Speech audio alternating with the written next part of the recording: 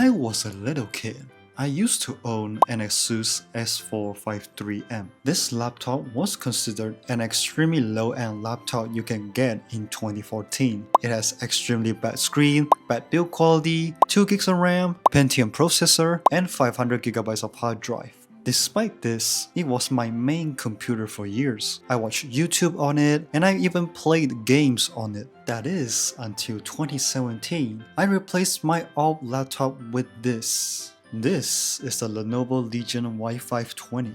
It had a pretty decent specs for a budget gaming laptop at the time. A Core i5-7300HQ, 8GB of RAM, GTX 1050 with 2GB of VRAM, and a terabyte of hard drive with Windows 10 pre-installed. While the Asus laptop opened the gateway for PC gaming, this laptop expanded further and helped me transition to PC gaming fully. I upgraded its storage with an Intel 256GB SSD for faster boot, but it ended up getting the power button stuck and accidentally deleted the storage that contained Lenovo drivers. So what I ended up was a broken laptop with extremely limited cooling. It can still turn on using this hole that puts the laptop to a boot manager. But as time went on, it is clear that the battery just doesn't want to work with me anymore. On December 2022, I decided to build a desktop, officially retiring the Y520 as my main computer for everything.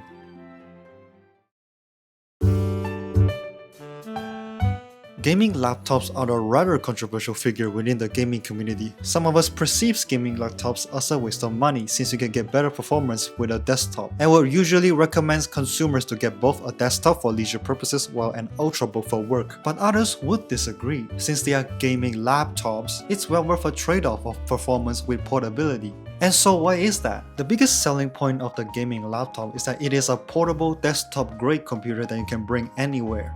You see, gaming laptops were basically an all-in-one portable computers. It has a processor, graphics card, motherboard, storage, RAM, speakers, monitor, keyboard, trackpad, and webcam. All of the components are packaged into a singular portable computer so you can easily set it up and start using it. Plus, it does work as the main personal computer for some that doesn't have the luxury to afford the best of both worlds.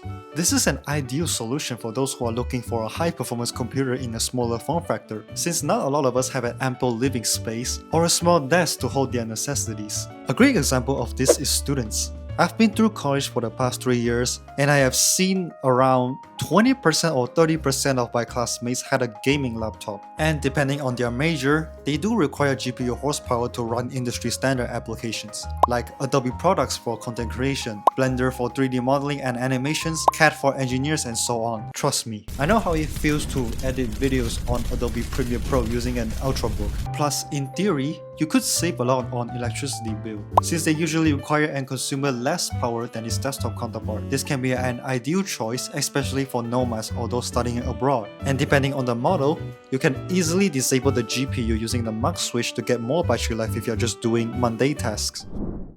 Despite the laptop GPU shares the same name as its desktop GPU, they are actually designed differently in order to manage thermal and power limits. So to emphasize this, let's compare the RTX 5070 laptop with the Founders Edition RTX 5070 card. If you ask me, that's a really big difference. Even if the laptop has the RTX 5060, it probably doesn't even perform as it's intended. That's because the manufacturers has the ability to limit the power consumptions for these GPUs depending on the model. You might be thinking, well, this is a rather scummy false advertising by Nvidia.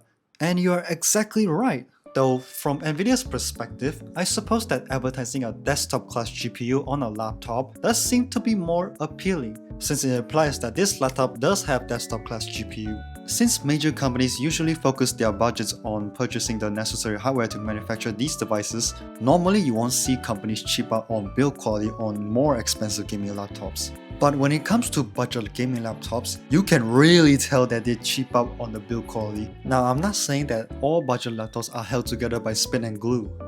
Although there were minor cases, both budget and premium gaming laptops may face manufacturing defects or external wear after long-term use. As I mentioned, laptops are considered an all-in-one system since they package all of the necessities into one. Unlike desktops where components are more modular, the components on the laptops are permanently soldered together into a singular piece that powers the entire computer. This means that you really can't do much to prepare your laptops to run on brand new games, say like 5 years from now. The only thing that is upgradable is just RAM, storage, and Wi-Fi cards. However, there is a company that takes laptop repairability at a higher standard than the major brands. And that company is Springworks. This is not a sponsored ad, by the way. You might remember the company as the one invested by Linus Tech Tips. Now, I won't go through over explaining what kind of laptops do they offer, but the TLDR is that they sell consumer electronics, but you get to control the hardware. So they do this by offering a completely modular laptop that you can own to easily repair and upgrade without having to make your laptop obsolete for years to come. Although I no longer use a gaming laptop as the main computer for all of my tasks, especially PC gaming, there is one particular device that continues its legacy. I mentioned this in my previous video before. The Steam Deck has completely replaced my old gaming laptop as the main portable PC gaming machine. It has everything that a gaming laptop can do, but in an even more portable form factor. It has built-in controller support with back buttons, dual trackpads for mouse-based games, better battery life with adjustable wattage, and SteamOS. The Steam Deck uses a Zen 2 architecture with an RDNA 2 GPU. Although these specs doesn't seem powerful, the 800p display helps reduces the load for the GPU, since it demands less power to render the graphics on a lower resolution screen.